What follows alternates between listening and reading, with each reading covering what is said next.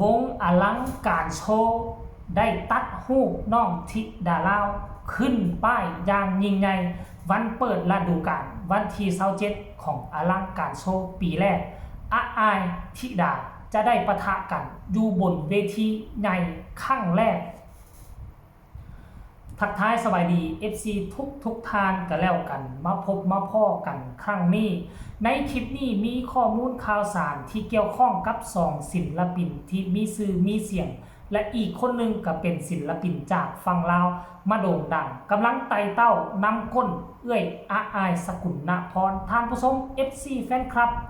ปีนี้วงเสียงวิหกได้ขยับขยายจัดตั้งวงใหม่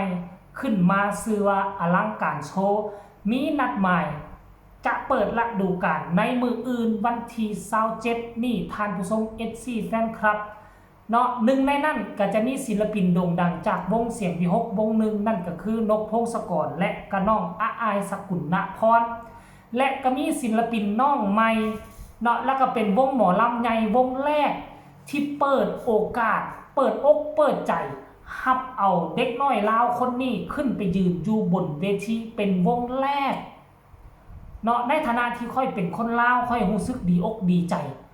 เนาะและค่อยบ่คิดเสียดายเวลาที่ค่อยเฮ็ดข่าวเกี่ยวกับวงเสียงวิหกเฮ็ดข่าวเกี่ยวกับน้องอาอายสกุลณพรในที่สุดเนาะทุกสิ่งทุกอย่างที่ค่อยลงมือเฮ็ดไป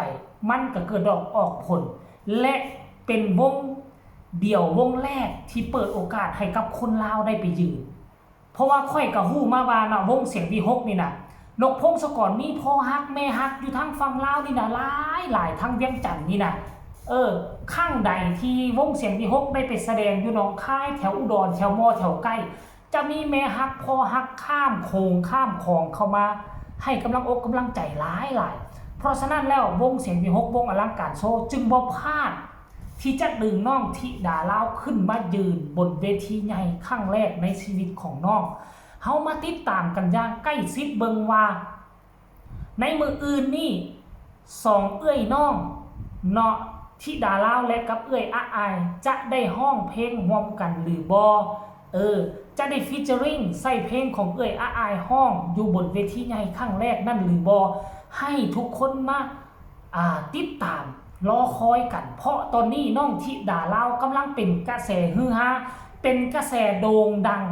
หลายกว่ามือที่น้องไปหาเอื้อยอาอายอยู่ทางเฮือนทางซานเพราะหลังจากไปหาเอื้อยอาอายหาเอื้อยอุ๋งอิงกลับคืนมาแล้วกระแสคูณ2ความโด่งความดังความมีกระแสคือคูณ2และซ้ำบ่นำมือวานนี่ได้ไปแก้บ้าแก้บนอยู่บ้านเกิดของแม่ฮันนี่เกิดกระแสฮือฮาโด่งดังอย่างต่อเนื่องคูณ2อีกตึมจะเว้าได้ว่าปัจจุบันนี้หลายวงหลายสำนักงานหลายองค์กรหลายวงหมอลำกำลังจับตาเบิงจับตามองเด็กน้อยลาวคนนี้และกำลังจะติดต่อประสานงานให้ไปขึ้นบนเวทีการแสดงของวงของตนเองท่านผู้ชม FC แฟนคลับการเคลื่อนไหวล่าสุดนี่เห็นบ่ทั้งเทิงนี่ก็สิมีพระเอกนางเอกมีพ่อนกพงศกรมีน้องอาอายมีนางเอกดังและรูปน้องธิดาลาวใส่อยู่นี่เห็นบ่อยู่นี่เห็นบ่นี่เขาเจ้าเขียนว่าจังได๋27กันยายนนี้ลานตลาดนัดคลองถมอำเภอกูแก้วจังหวัดอุดรธานีว่าซั่นโอ้ยท่านผู้ชมเห็นบ่ศิลปินรับเชิญธิดาลาวศรีวิไลโอ้ยท่านผู้ชมคักหลายและให้พ่อแม่จับตาเอาไว้ให้ดีนะถ้าน้องธิดาลาวผ่านเวทีของอลังการโชว์วันที่27หรือว่าวันที่27นี่ไปได้แบบจบแบบงามบ่เอาเลิศลูดอกห้องบ่คล้องบ่คาบ่ตื่นเต้นสามารถแสดงได้อยู่บนเวทีใหญ่นั่นแสดงว่าน้องจะผ่านงานในมืออื่นนี่แล้วผ่านเวทีมืออื่นนี่ได้มันจะมีวงหมอลำไยหลายวงจะหับเซิร์นน้องไปแสดง100%เนาะเฮาต้องเอาใจซวยเด้อเพราะว่านี่เป็นการขึ้นเวทีหมอลำไยครั้งแรกอย่างหนึ่งคือน้องจะตื่นเต้นนะจะตื่นเต้นและจะแสดงออกมาบ่ได้ดี เพราะฉะนั้นเฮาจะเฮ็ดแนวใดในฐานะที่เป็น FC แฟนคลับต้องพากันเนาะซัพพอร์ตโดยการกดไลค์กดแชร์ส่งข้อความคอมเมนต์ไปให้กำลังอกกำลังใจให้น้องธิดาลาวกันหลายๆก็แล้วกันท่านผู้ชม FC แฟนคลับเอาบัดนี้ FC แฟนคลับหลังจากที่เบาผู้ศิวิไลได้เอารูปตัวนี้มาโพสต์ลงไปป๊าคอมเมนต์เพิ่มขึ้นอย่างไวว่าคนมากดไลค์กดแชร์กันหลายท่านผู้ชม FC แฟนคลับเดี๋ยวค่อยจะไปอ่านความรู้สึกของแฟนๆน้องธิดาลาวว่าเขาเจ้ามีความคิดความเห็นคือแนวใดเดี๋ยวไปฟังพร้อมๆกันเลยไปจอบก่อนนะว่าซั่นโอ้ผู้นี้บอกว่าสิไปเบิ่งก่อนนะว่าซั่นคนนี้บอกว่าเบาผู้ศิวิไลมาพ่อกันหลังห้านว่าซั่นเด้แล้วก็มีคนมาตอบว่าครับพอเท่าห้างว่าซั่นเด้หมายความว่าจังได๋นายห้างบ่เป็นเพื่อนกันเนาะลูกเคยปล่อยอย่าให้เอิ้น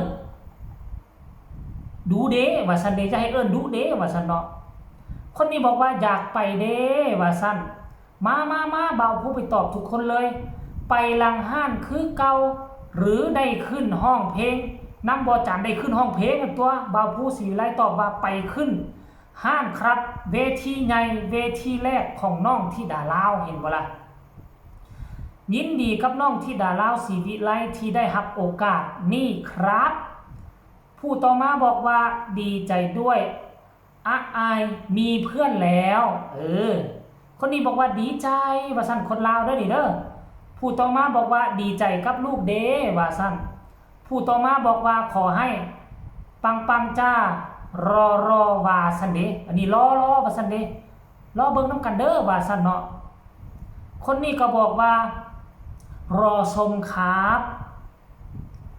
ผู้ต่อมาบอกว่าเจอกันหน้าจอเด้ออีลาธิดาน้อย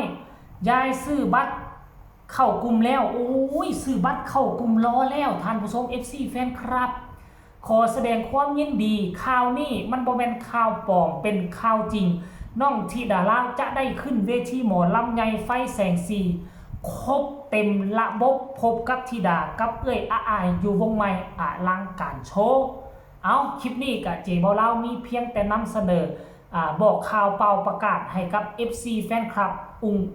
ขออภัย FC แฟนคลับอายและกับน้องธิดาลาวเอาไว้เพียงซ้ำนี้